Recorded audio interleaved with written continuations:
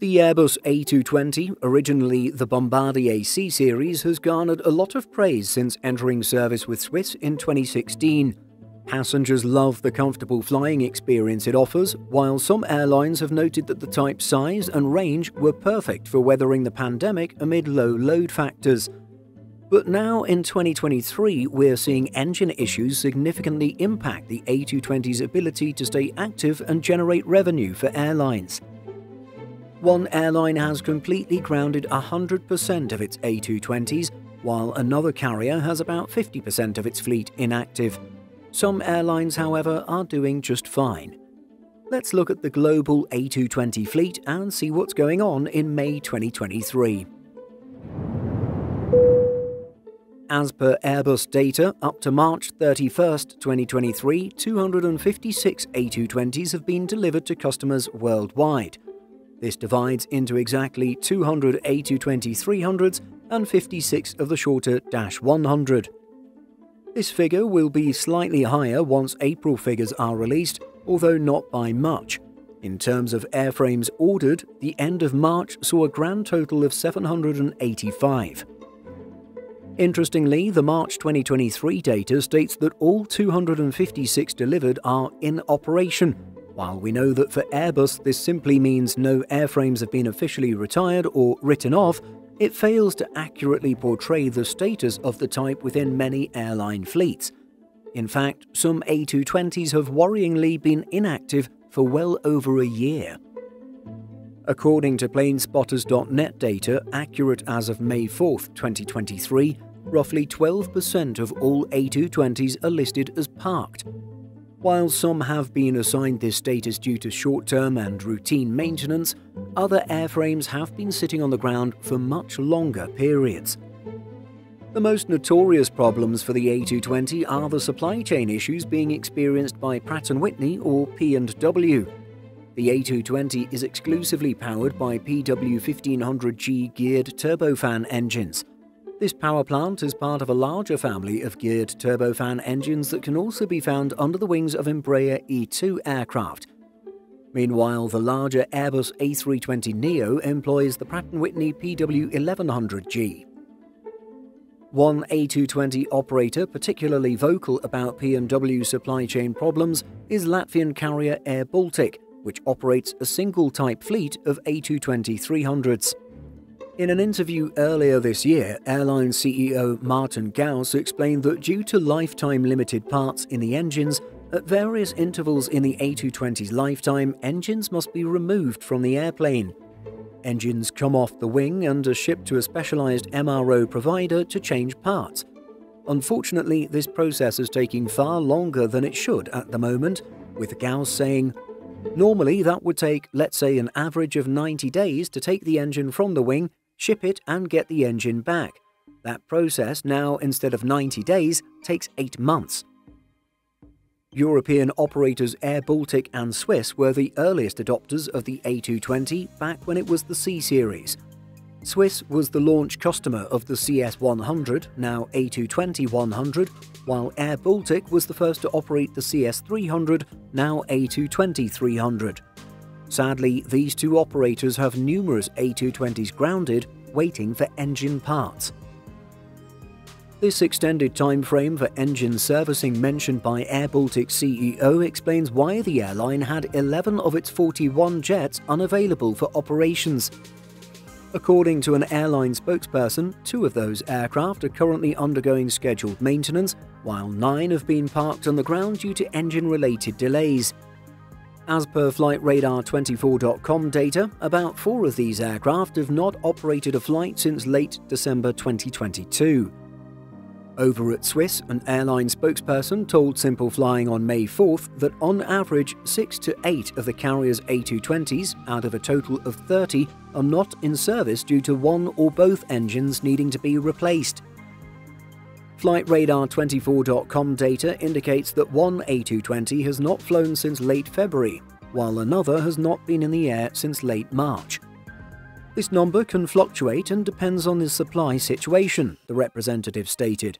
Additionally, it was clarified that an average of 2 to 3 aircraft are undergoing regular maintenance. The spokesperson adds, The reason for the increased need for replacement engines is an earlier than planned need for overhaul of individual components.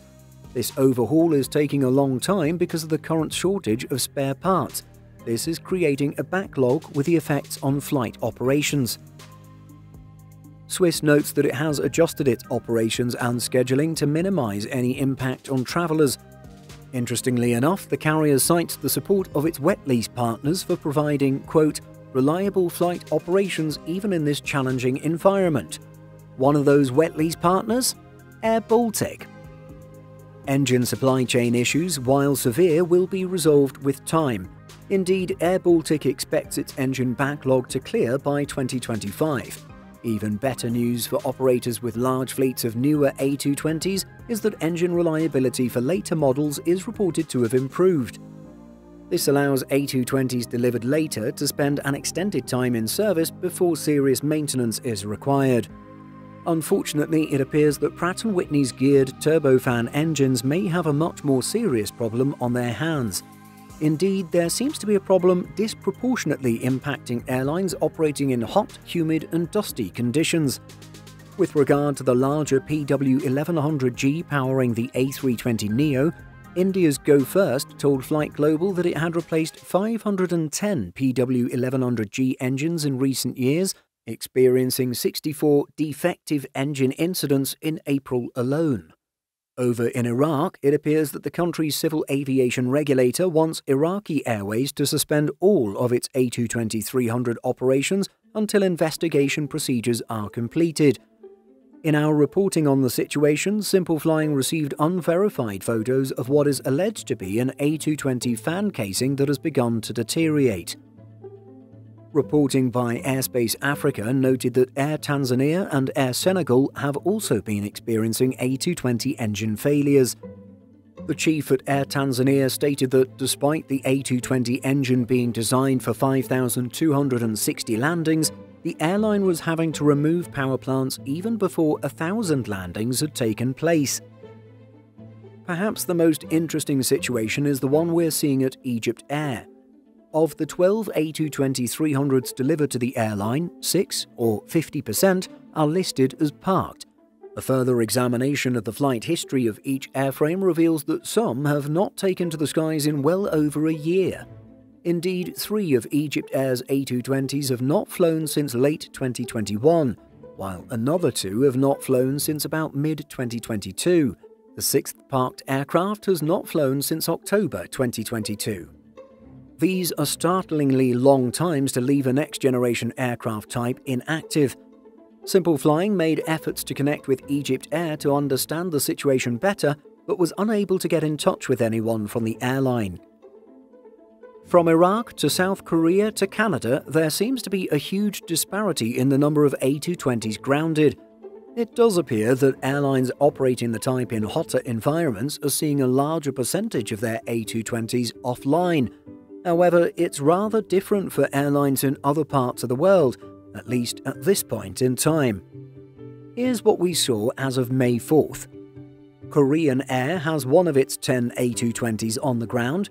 This aircraft has not flown since late March. Air France has 2 of its 23 A220s parked. One has not flown since March 17th and the other April 23rd. Of Air Canada's 33 A220s, 3 are parked.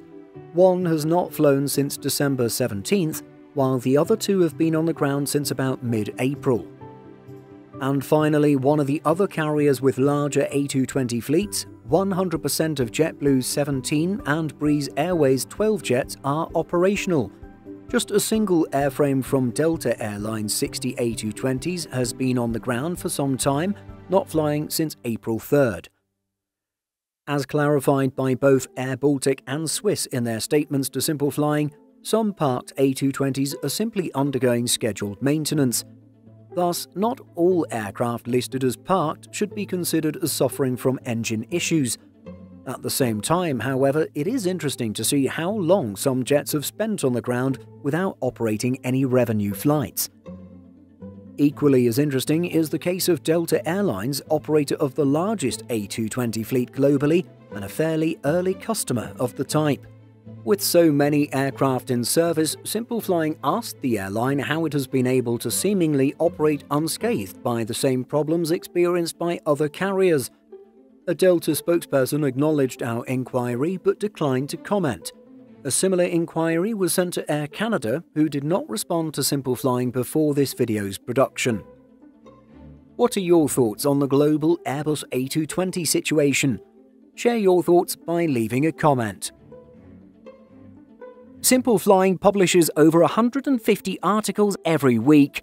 If you're looking for the latest aviation news and insights, visit simpleflying.com.